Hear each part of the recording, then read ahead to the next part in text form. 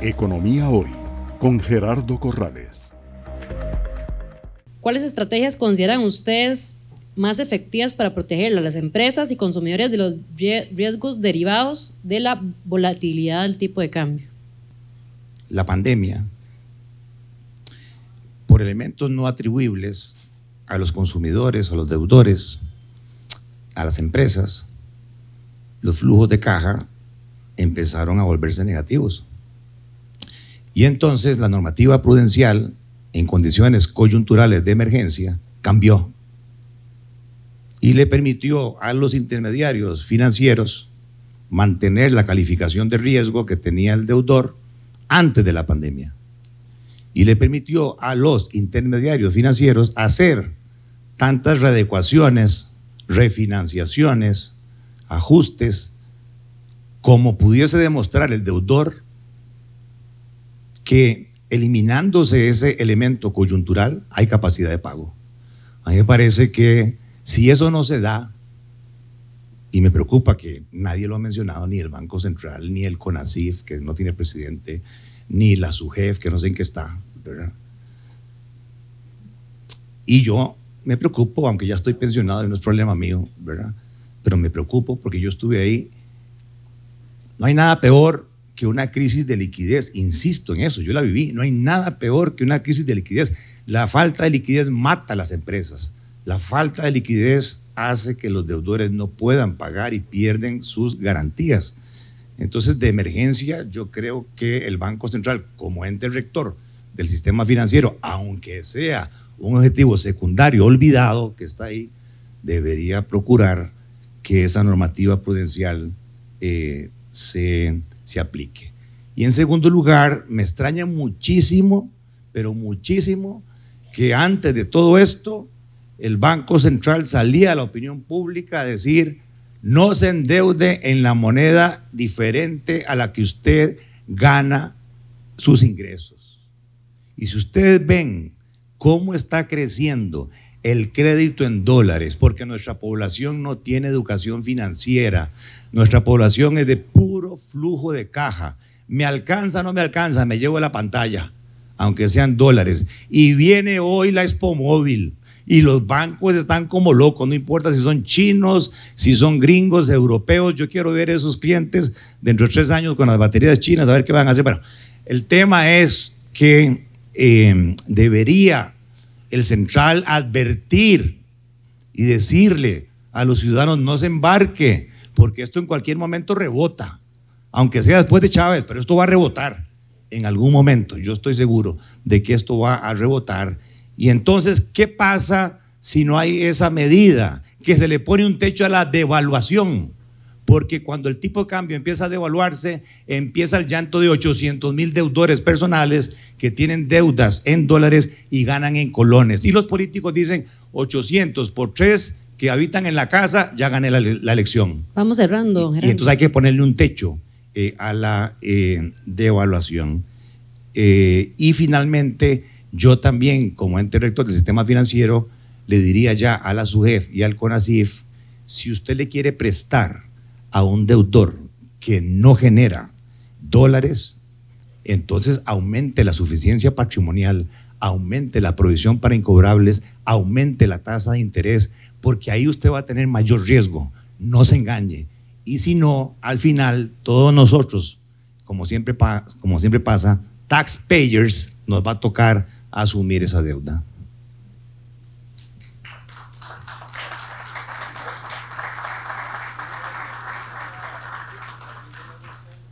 Bueno, aquí voy a elaborar un poquito en lo que mencioné antes, digamos, para proteger de la volatilidad.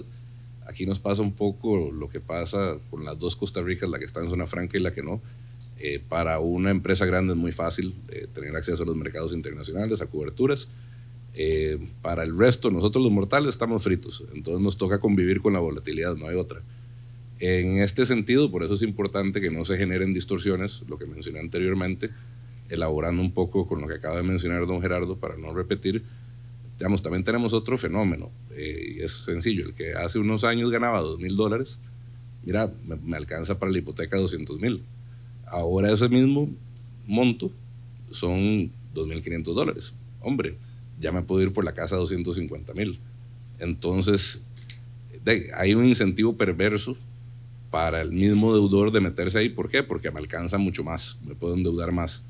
Y bueno, y al final ese riesgo moral, ¿verdad? Como lo vimos, que bueno, que si sabemos que se sale de control la cosa, Dios no quiera, de ahí viene el Banco Central, va a tomar medidas de emergencia, no va a dejar que nos lleve la trampa a todos. Entonces juega un poco ese factor de riesgo moral de me la puedo jugar y no va a tener consecuencias, y ese comportamiento es muy peligroso. Y sí, viendo cómo crece el crédito en dólares a sumas de tasas por encima del 13% en este momento, sí es algo que le va a meter en muchísimo riesgo al sector financiero.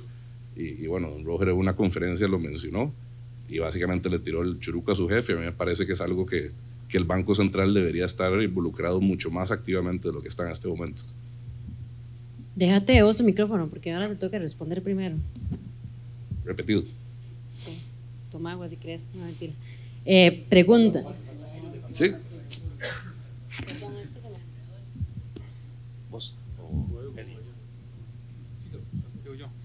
Bueno, ¿qué estrategias podrían seguirse, por ejemplo, para tratar de reducir el impacto de la volatilidad? Yo creo que aunque coincido desarrollar el mercado de coberturas es una tarea que es compleja, pero hay que avanzar en eso. Vamos a ver, los empresarios en general, productores de servicios, productores de bienes, son muy buenos produciendo eficientemente y efectivamente lo que hacen, pero generalmente no necesariamente tienen por qué ser buenos especulando con el tipo de cambio. Entonces creo que el desarrollo de un mercado de coberturas es crucial, por ejemplo, para poder quitar ese peso de los sectores empresariales y trasladar ese peso de una manera con un costo razonable al sector financiero local o internacional, de manera que dejemos de preocuparnos por la especulación cambiaria, además de todas las preocupaciones que como empresarios tienen, ¿verdad? Entonces creo que hay un desarrollo importante que hay que crear. Creo que en ese sentido un poco que el esfuerzo, ¿no? Y aunque probablemente puede ser en alguna medida ciertamente intervencionista, el empezar a introducir coberturas en los fondos de pensiones que cada vez más van a seguir invirtiendo fuera, porque por el tamaño de los fondos de pensiones es imposible que se estén, digamos, comprando activos locales con su tamaño relativo. Eso puede crear, digamos, la otra cara del mercado necesario para que tengamos coberturas en algún momento como un país, como un sistema financiero un tanto más desarrollado. Creo que ese elemento es importante, ¿verdad? El tema del endeudamiento en moneda extranjera, bueno, yo creo que ese es un problema. Creo que todos los que hemos estado vinculados de una u otra manera al sistema financiero sabemos que es un riesgo importante, pero también es una salida importante para algunos sectores productivos el endeudamiento en moneda extranjera debido a los altos márgenes de intermediación y al hecho a veces un poco extraño de la tardanza que tienen las tasas en moneda local de ajustarse, por ejemplo, a la baja de los costos de fondos en los bancos, ¿no? Entonces también tenemos que manejar un poco ese tema con cierto cuidado. Creo que, no sé si Gerardo está pensando en más restricciones, por ejemplo, el endeudamiento en dólares, porque ya han habido algunas reformas prudenciales en los últimos, me parece, 5 o 6 años que exigen más capital, por ejemplo, para las operaciones de crédito en moneda extranjera y también estimaciones adicionales. Entonces, ese tema ciertamente es un riesgo sistémico, pero también es un mecanismo de escape que en alguna medida tienen empresarios y familias, ¿verdad? Si es manejado de manera, digamos, responsable a los problemas que pueden existir en un sistema de intermediación en moneda local que es muy poco eficiente y donde se dan cosas interesantes. Por ejemplo, la tasa de captación o el costo de fondos ha bajado de niveles básicamente casi 400 puntos base en los últimos 12 meses y la tasa activa promedio en moneda local se mantiene constante, alrededor del 13%, ¿verdad? Entonces también hay temas que tenemos que encontrar formas de resolver y enfrentar, ¿verdad? Me parece que esos dos elementos son los que se me ocurren en este momento que podrían servir. Sí, la pregunta de volatilidad siempre es una pregunta resbalosa, compleja, porque la volatilidad es un fenómeno del mercado, un fenómeno de la vida, y entonces podría quedar la idea subconsciente de que el Banco Central, intervención estatal, pública, debería ser algo para reducir volatilidad, lo cual iría totalmente en contra de un principio que es dejar que el mercado se manifieste. Un detalle, el CONACYT tiene presidenta, ¿verdad? Hay un poquito de respeto para el género, ahí tiene una presidenta en estos momentos. Bueno, y hay varias cosas que he mencionado que tengo que estar de acuerdo, ¿verdad? El banco ha continuado, lo sigue diciendo en el mensaje, que endeúdese en la moneda en que usted tiene sus ingresos, no se exponga al riesgo cambiario. Si se expone al riesgo cambiario, busque una cobertura. Más, me hizo gracia que como 14 meses después de que el Banco Central decía las coberturas, se hizo lo posible desde el punto de vista de lo que le corresponde al Banco Central para ayudar al desarrollo del mercado de coberturas, sale el tema de nuevo. De hecho, fui muy criticado por hablar de coberturas y hablar de que la gente masivamente fuese al Monex para obtener los mejores precios, ¿verdad? Entonces, ahora hablan del tema de coberturas. Y es cierto, el CONACYF en los últimos meses ha hecho cambios en la definición de los sujetos a crédito en moneda extranjera. Los que están expuestos, no están expuestos a la libertad económica permanece. Si usted quiere endeudarse en moneda extranjera lo puede hacer, pero hay una mayor provisión que tienen que tener los bancos, lo cual le encarece. Entonces uno pensaría que parte de la externalidad se corrige con que el banco comercial le transmita ese mayor costo al deudor en moneda extranjera, que no tiene cobertura. La dolarización en Costa Rica bajó como por 3 o 4 años, del 2018 al 2021. Ahí están las cifras, el número absoluto de dólares que se da. Y lo que se ha dado en los últimos 14, 15 meses es de nuevo una reversión, crecimiento en moneda extranjera más o menos alrededor del 12-13%, con el cuidado de que ahora los bancos hacen una valoración de los que tienen cobertura cambiaria, que puede ser natural, hay una definición de lo que es natural, o financiera, que es una cobertura usualmente de un derivado, y los que no lo tienen. Entonces, volatilidad es un hecho de la vida. Podríamos pensar en algún arreglo para no tener volatilidad, tal vez estaríamos pensando en otro tipo de sociedad. Hay varias cosas desde el punto de vista individual de cuáles riesgos tengo. Hay oferta de mercado de instrumentos, o sea, hay más de una forma de protegerse de la volatilidad para el que así lo quiera hacer. Bueno, para no repetir mucho, ciertamente es necesario desarrollar coberturas en el país, pero eso es una solución para los sofisticados, para los inversionistas sofisticados, para las empresas, etc. Esa no es una solución para las familias, para las personas que están expuestas al riesgo cambiario. Me sorprende enormemente escuchar al presidente del Banco Central decir algo que es cierto, que la volatilidad es un hecho de la vida, es un hecho de los mercados. Me sorprende escucharlo porque siempre la política del Banco Central había sido intervenimos para moderar la volatilidad. Siempre la política había sido no cambiamos la tendencia de la moneda, pero suavizamos las fluctuaciones.